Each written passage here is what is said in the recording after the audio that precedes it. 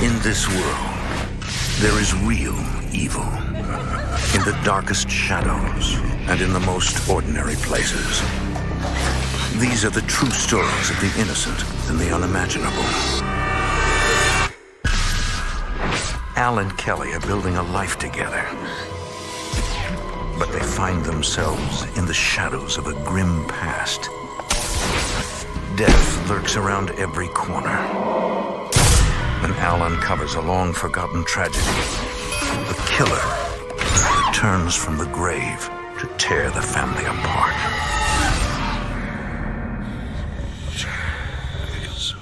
Between the world we see and the things we fear, there are doors. When they are opened, nightmares become reality.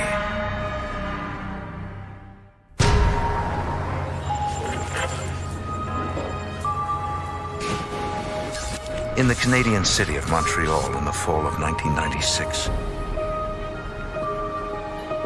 single mother Kelly Fontaine and her 6-year-old daughter Haley fantasize about living in a big house. Yep, okay. 1, 2, 3. We would walk along and, pick a street, and she'd pick her favorite house and I'd pick my favorite house. That was kind of a game we always played. Out of concern for her family, Kelly agreed to be interviewed only on the condition of anonymity. We both seemed to like this house, where every other street I would like one and she'd like a different one. I guess that's why this game came about, because we always dreamed of living in a nice house. Someday we are going to have a house just like this.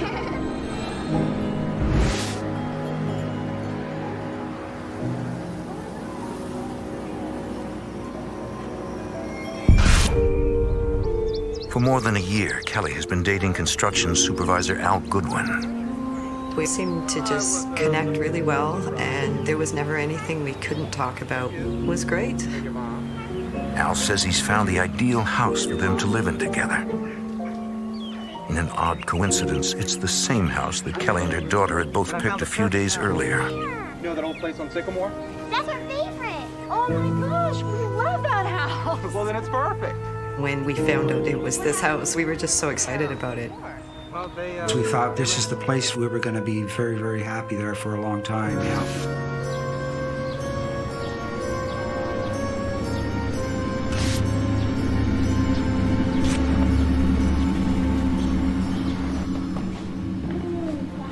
Wow, I love the yellow. It's great. I sure did. Before moving in, Al and Kelly have the rooms repainted. You know what? If we have a baby. When we have a baby. They begin planning how to decorate the nursery. Baby's changing table. Our dream was to start another family, to give Haley a brother or sister and have another baby. And everything just seemed so like it was going wonderful for us.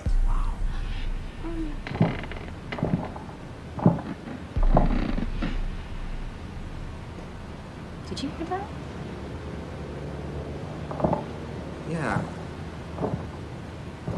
Let's check it out. We heard somebody coming up the stairs.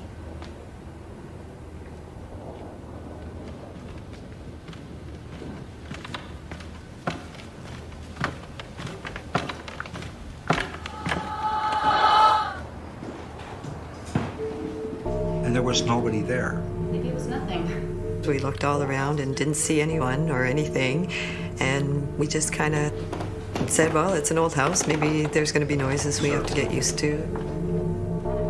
I guess I did. Check over here.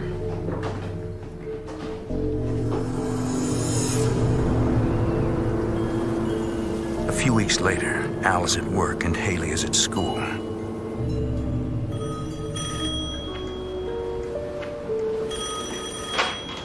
Hello? Kelly gets a call from her doctor. Are you sure? She's pregnant. That's great news. Yeah, okay.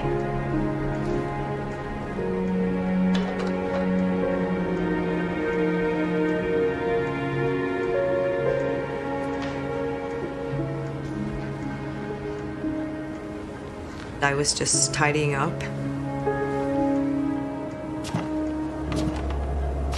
I heard footsteps in the same room as me.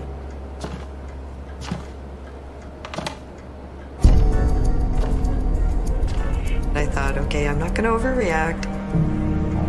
I just kind of pretended it didn't happen and carried on with what I was doing.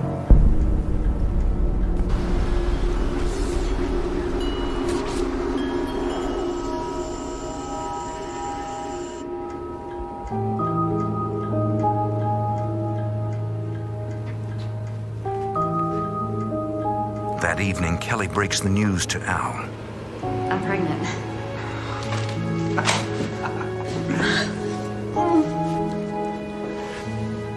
She also tells him about the eerie footsteps. And I didn't want to make it like I was this nervous wreck kind of person. And our relationship living together was still so new that I didn't want to sound like I was crazy. I mean, there's nobody there. I just hear footsteps.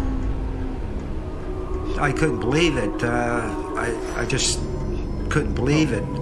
Maybe it's somebody walking outside. Yeah, maybe.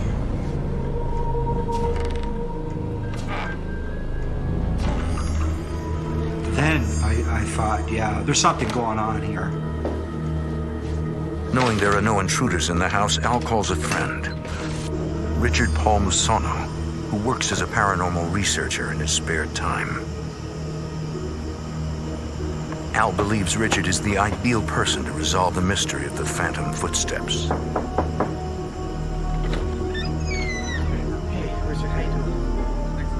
They were very worried.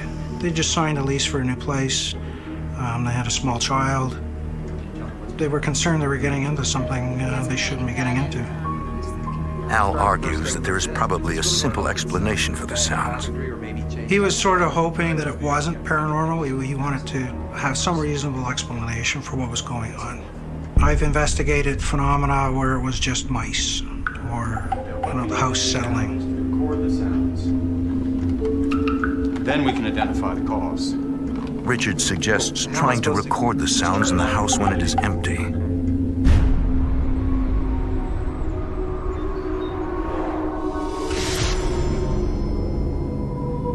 The next day, Kelly prepares to leave to pick up her daughter Haley from school.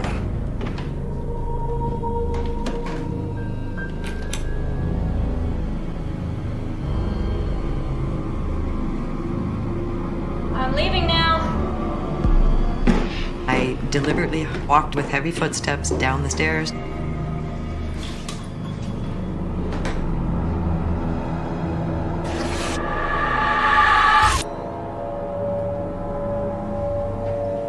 And I slammed the door so that anything that happened past that point of the door slamming, they would know wasn't me.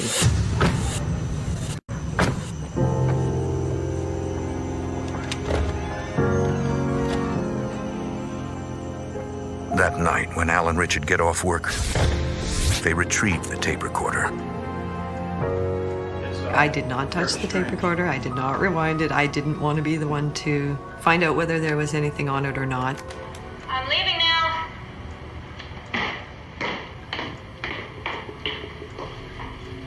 What they hear on the tape takes them all by surprise. You could hear a tinkling that sounded like a charm bracelet. And then the footsteps stopped.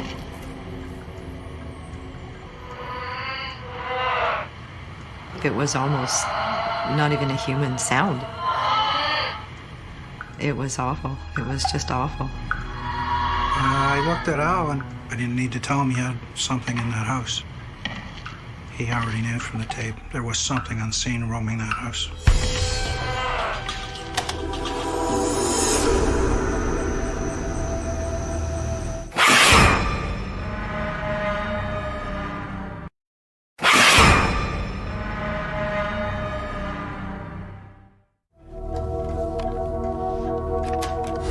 Al replays the eerie recording.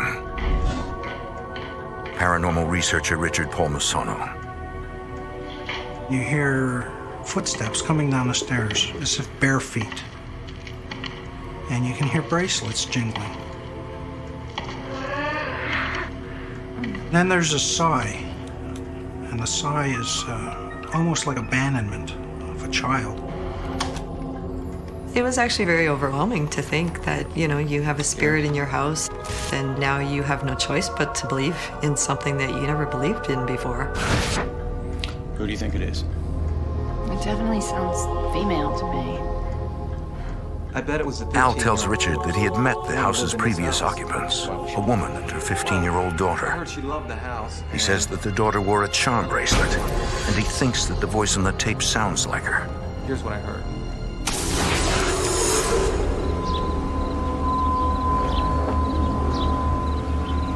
Both the mother and daughter were forcibly evicted for failure to pay rent. Al says the mother was a drug abuser who dressed provocatively and hung out in bars.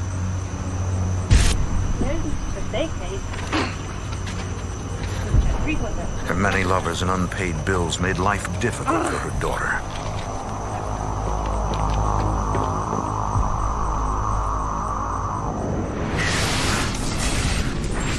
Al says he heard that after moving to an apartment, the mother continued to frequent bars.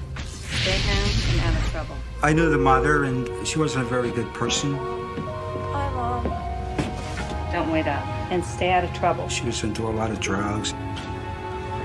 The 15-year-old girl became increasingly desperate about her mother's destructive behavior.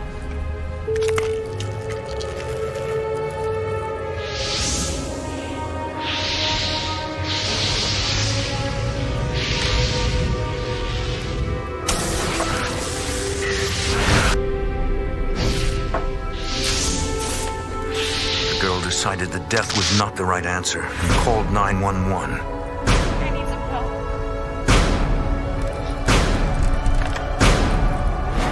But the ambulance arrived too late to save her.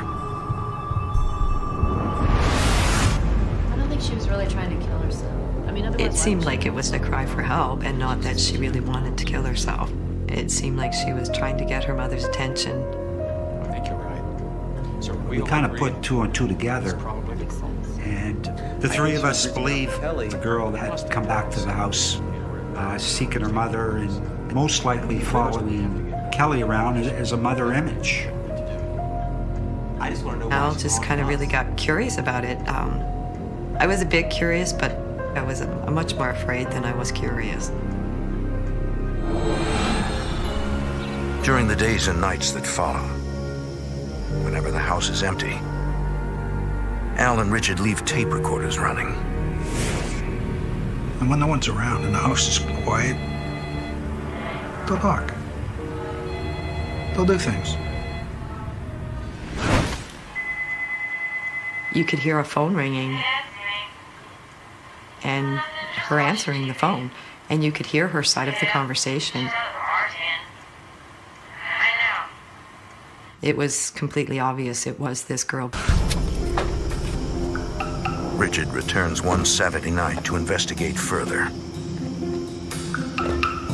Kelly arranges for Haley to stay with friends to keep her from being frightened by the men's activities.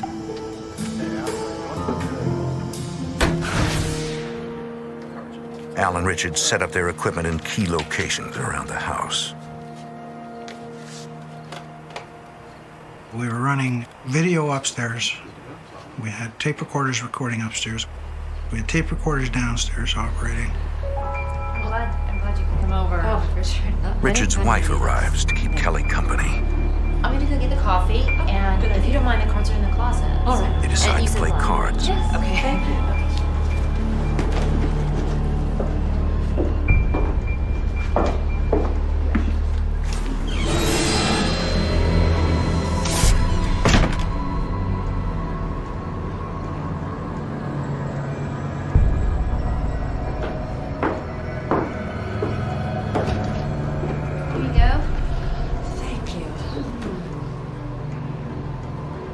Your closet is freezing cold. It was really It's like an ice. strange that the closet would be cold because on the other side of the wall there was a hot water heater and the pipe went through that closet and that closet was always hot. Hey, we decided we were gonna play some bridge. Okay. You do it first. Very nice.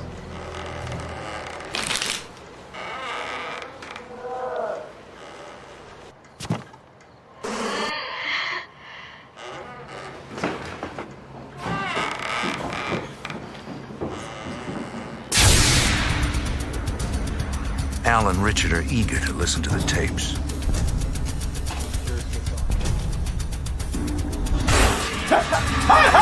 What's wrong? And something hit me. My entire body was just tingling.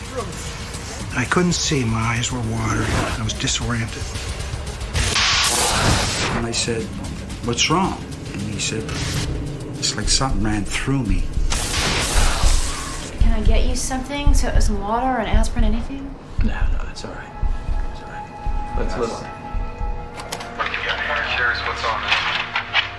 Come back here! Don't you turn your back on me! Hey! I will get you! It's like something just went right through me. You okay? Oh, man. Now, there was only Al and I upstairs, so where this voice came from, I don't know.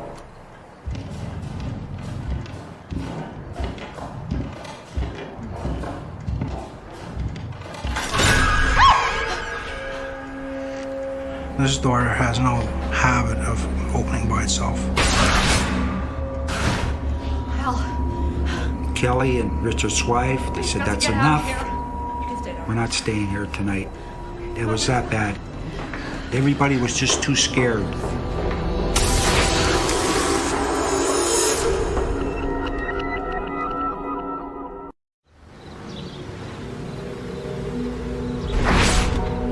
Al, Kelly, Richard, and his wife returned to the haunted house after a frightening experience the night before.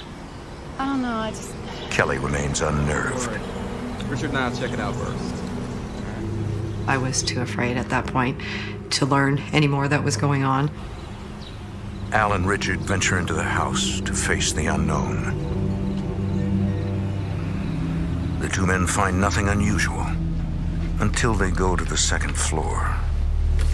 We went through the house, upstairs, only to find all these black skid marks throughout the rooms. It certainly would explain how loud it was last night. The only thing I can It's more than reason just footsteps. is some other entity, some male entity in this house was chasing this girl, and she was trying to get away. Kelly wanted out. Al wanted to know more. This is John, the clairvoyant I told you. A few weeks later, Richard invites a clairvoyant to see if he can help. Let me give you a little bit of background. I've had this ability to sense spirits since The I was a child. clairvoyant, John, But I've also become has been very able to good sense the presence of spirits since childhood. Buildings such as this. This will help. He has communicated with the dead in more than 1,000 readings. Hierarchy of ghosts. Pendulum is an instrument I've used for years. I hold it like this. Some people refer to it as a dowsing Here's tool. a question. There's a sense or feeling through your hand, almost like a current of electricity. On the spirit world. It's an ancient method that goes to... Pendulums have been employed for millennia to detect hold it like imperceptible this. vibrations My thumb and and often to communicate with spirits. John explains that he asks questions and that the spirits move the pendulum clockwise for yes and counterclockwise for no. The answer I've had it moving so yes. strongly that I've had to actually hold on. It would have flown out of my hand. I'm ready when you are. Is there a spirit here who would like to communicate? I did get a positive response. Are you a male spirit? The pendulum indicated a very strong yes. Yes. Can you tell me about it? And then all of a sudden, boom, fear Come into this room. would come right through me. Whoever was speaking to us is now terrified. Not tonight, he's killed him. John tells them that the dark entity has silenced the other spirits. We can try again. I think that just completely sparked Al's and Richard's curiosity, and they just wanted to continue and do as much investigating as possible to find out what was going on and how we could change it. A few nights later, John returns for another try. I usually run equipment at the same time, and then afterwards I would review the tape, and then I would hear the other side of the conversation. Is there a spirit here who wishes to communicate? Do you know the name The of the dark clairvoyant spirit tries to find out dominates more this about the house? dark entity. I specifically remember asking, does he have a name? Do you know his name? The answer clearly was, and this is when the pendulum began to accelerate in its intensity, yes. Please indicate when I get to the first letter of his name. A, B, C, D, E. Good. First letter is E. Now for the second letter. A, B, C, C. He's here.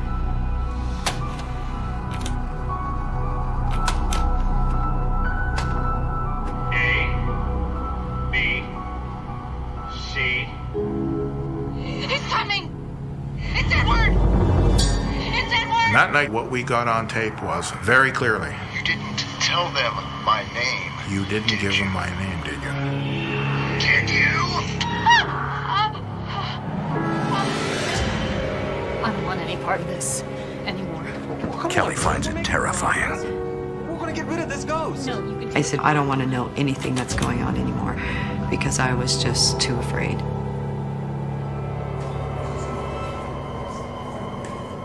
Richard begins researching the history of Al and Kelly's home. He discovers that in the 1930s and 40s, it was home to the hired help for a nearby mansion. He also discovers that the mansion was managed by a man named Edward, the same name heard on the tape.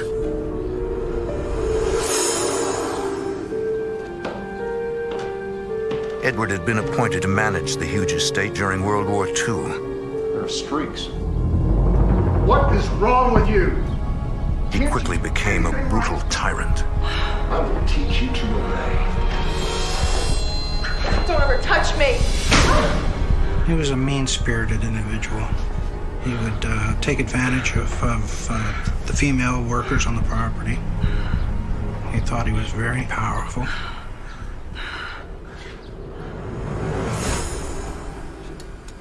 So Richard was doing some research, and he found out there really wasn't Edward. Al tries to tell Kelly about their research. Stop it! I don't want to hear it!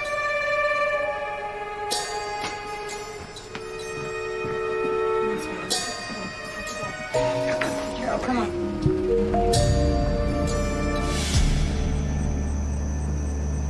A few hours later, Kelly finds herself alone in the house.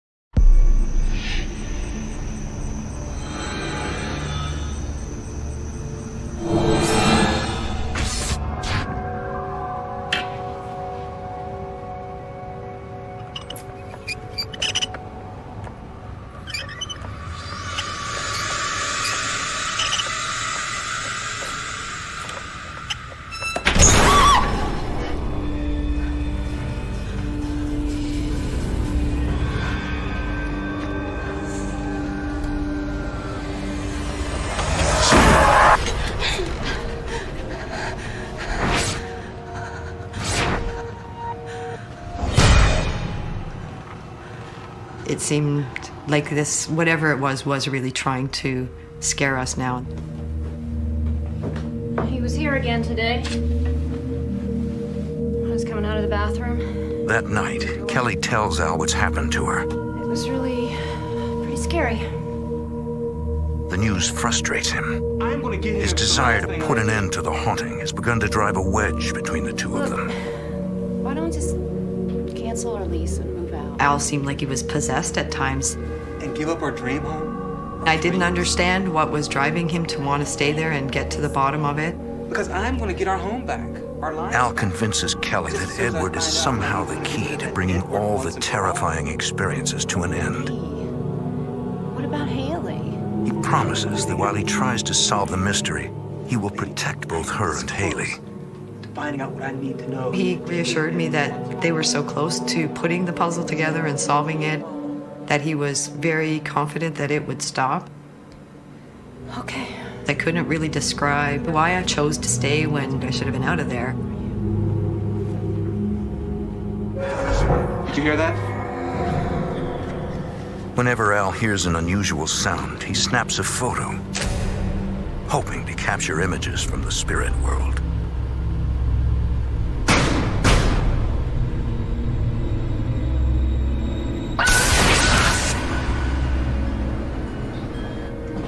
Check it out. Here are the pictures I told you about.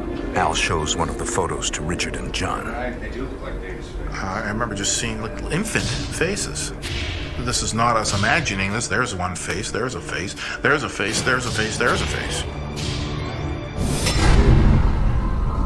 One night, Haley goes downstairs to get a drink of water.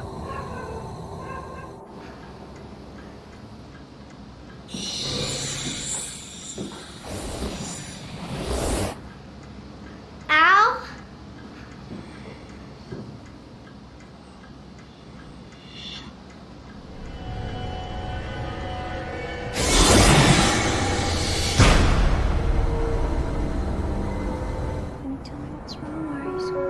Her terror makes it difficult for her to talk. And I saw someone.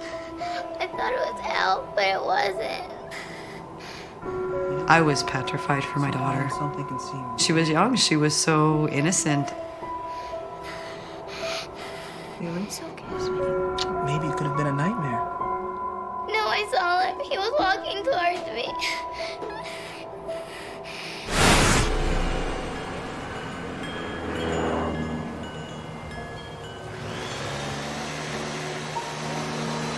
The next morning,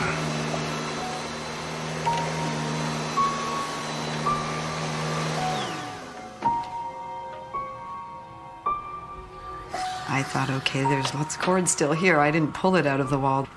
This is strange.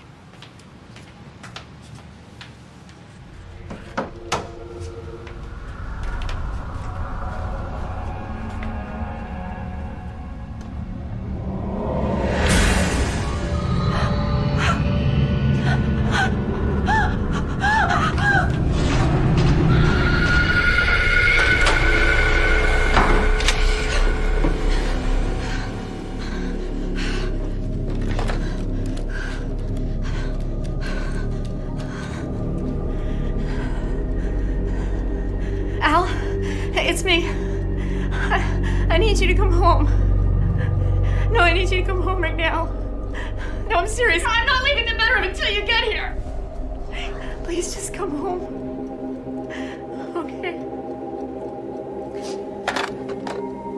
I sat on the bed and I was petrified.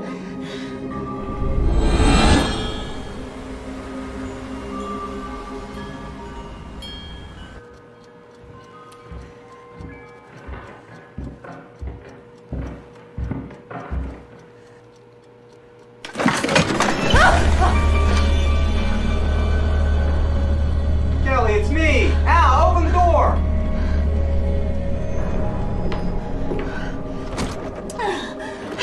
I searched the whole house. There's no one here and nothing's been moved.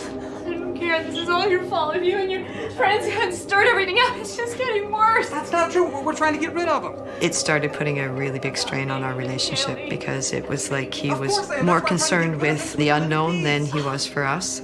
Kelly. And I felt very frustrated that he was so into doing this and figuring it all out that he was putting our feelings aside. More weeks. A few more weeks. He, again, convinced me that they were just so close to putting this puzzle together and that things were going to change and things would be okay once they figured it out.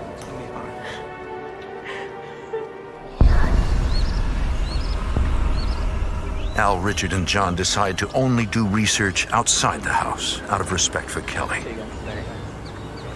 I saw that she was very nervous. She didn't want to disturb her household, but at the same time, her household was under attack, and so was she. John warns Al that evil spirits may be trying to ruin his relationship with Kelly. And I did say this to Al, be careful with the relationship with your wife, because very often they will do things to get you arguing, to get you fighting, to get you to hurt each other. They feed off that negative energy. They also know that, they break your marriage up, you're leaving. The fact that it manifested solid as it did, I felt it was saying, oh, I know you see me. I don't care. I want you to see me. I want you to get a good look at me. Al tells the others that he heard that a man living in the old mansion next door had repeatedly seen the dark, ghostly figure in his basement apartment. The man moved out after a section of the floor in his bedroom mysteriously sank. It's interesting that this figure is showing up in different areas of the property. It doesn't seem that he just shows up in one room of a house. I said, we need to look into it. They decide to investigate.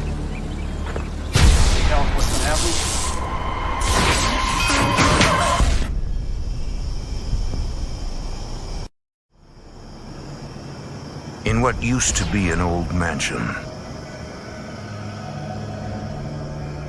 3 men hunt for clues to a haunting.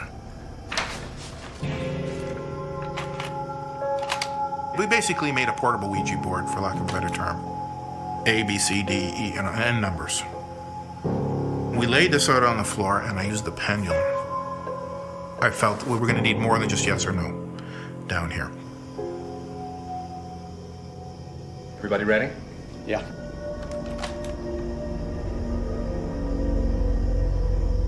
Is there any spirit here who wishes to communicate? John contacts the spirit of a 19-year-old girl. I asked the young girl her name. She very clearly spelled out Angela. How old were you when you died? John discovers that in 1943, the girl died on the property. And I asked her, what is it that caused your death? B. And the word I got was bleed. B-L-E-E-D, bleed. B-A. And then, B-Y. very clear, my baby. John learns that she had gone to see a doctor. Female. She identifies him as the butcher.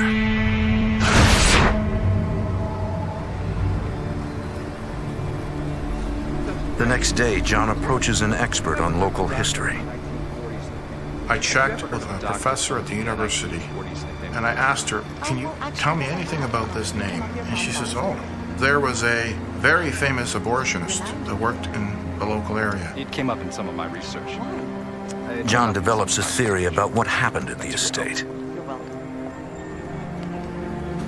The doctor had to flee the U.S. back in the early 40s. And this butler, Edward, saw a beautiful opportunity. They could make a lot of money. Please stay as long as you like. Thank you. There's plenty.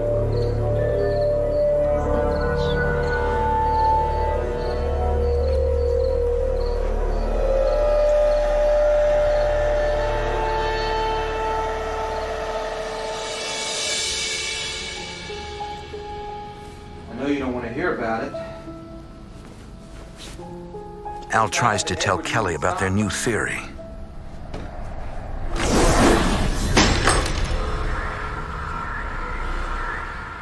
I had a crucifix on my nightstand, and it landed with such force that it broke.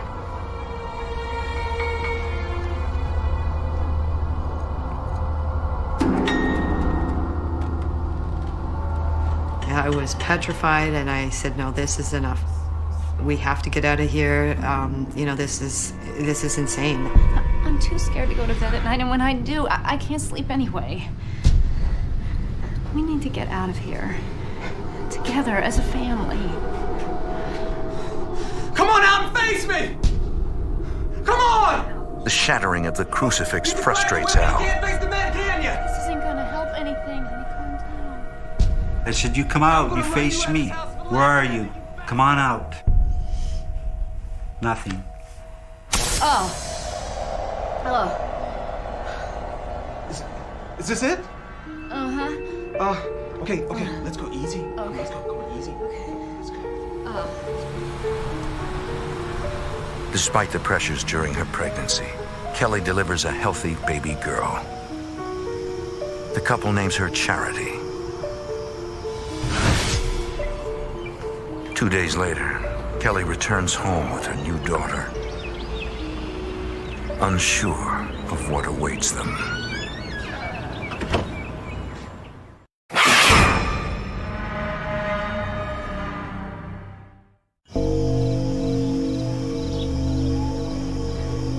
At the former mansion, the three men hunt for information that will help them expel a powerful dark entity. We would like to speak with Angela. Is Angela here? John contacts the spirit of a girl who says she died in 1943. Yes. Can you help us find your body? He asked the question, well, give us an indication where you're buried. And the pendulum, being on a chain, stood straight out. This amazes paranormal researcher Richard Pomusano. Totally defies physics, boggles my mind. If I had not witnessed it, I probably would not believe it. Is this where you're buried? Is this it? Yes, this is where she's buried. Al, John, and Richard piece together Angela's last hours.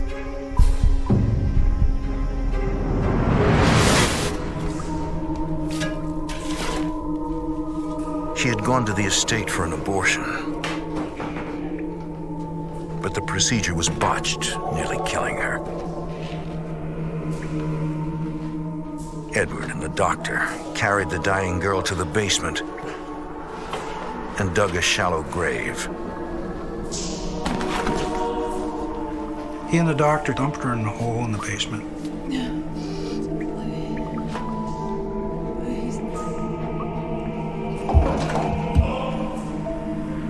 Tossed some large rocks on her to make sure she was dead, and then covered her up.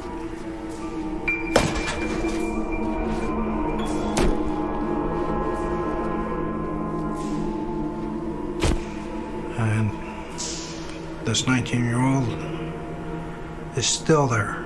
She wants to be released. She wants out of that house. The nightmare is almost over. Al has a background in construction. He tells the owner he will tear out the sunken floor for free. The floor has to be replaced anyway, so the owner agrees. We went about 8 or 9 inches deeper.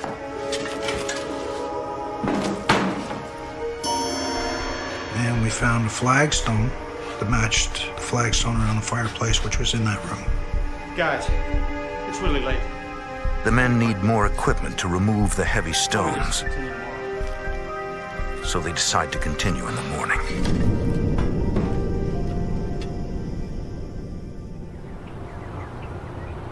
The next day, the men return to the mansion to continue digging. Hey, what are you doing? But the owner has hired workers to repair the floor. They've already poured new concrete. We got to get the surface done. We shouldn't have stopped. We should have kept going. I could have been as little as 6 inches away from a startling revelation, and I believe she's still there. Al and Richard are frustrated that they cannot continue their search. And without hard evidence, they cannot go to the police.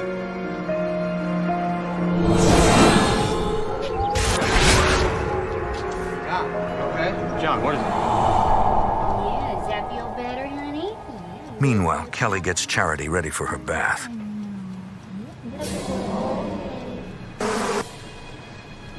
Yeah, come on. John, what is it? Revenge. I think we've made him mad. John suddenly senses they've deeply angered the dark entity. Newborn.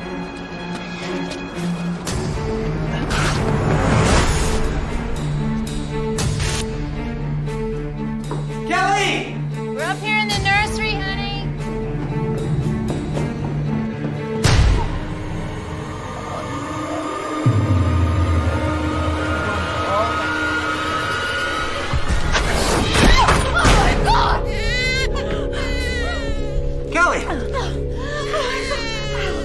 bottle just flew across the room.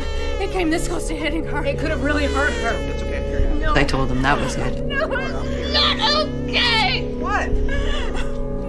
I'm taking the girls and I'm gone, or you can come with me if you want.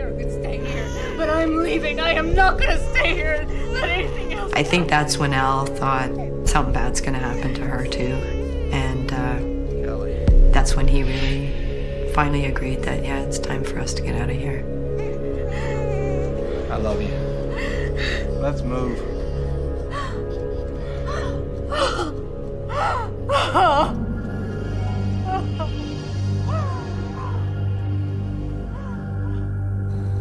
The family finally moves out, leaving the dark entity in control. But even today, Al wishes he had rescued Angela's bones and laid to rest the mystery behind the haunting. There's no end for me. I don't think even Kelly knows that. I don't think I could even tell her about that. If I ever found out that I could walk in that house, and I'd probably do it again, just to find out.